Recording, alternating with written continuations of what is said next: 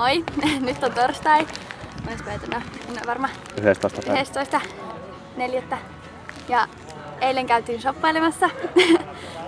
Jossain, mikä se oli, Porttubi, joku ostoskeskus. Ja siellä meni melkein koko päivä ja käytiin Mäkkärissä syömässä ja sit muut lähti vähän aikaisemmin, Aksel, minä, Sanne ja Oona jäätiin vielä shoppailemaan ja osattiin tulla taksilla takaisin itse tänne hotellille. Ja löydettiin tosi paljon kaikkea hienoja löytöjä. Ja nyt vähän tänä aamulla kun reenattiin, niin juostin nurmikolla vetoja, niin ambiainen pisti minun jalkaan.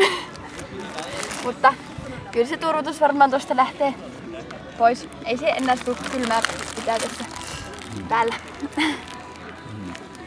Niin, ja tuolla on muu porukka on verryttelemässä vielä omaa verryttelyään ja niin kuin näkyy, niin kentällä on paljon muitakin reenaamassa meidän lisäksi. Meidän lisäksi joka puolella kenttää porukkaa omia reenejään tekemässä. Meidän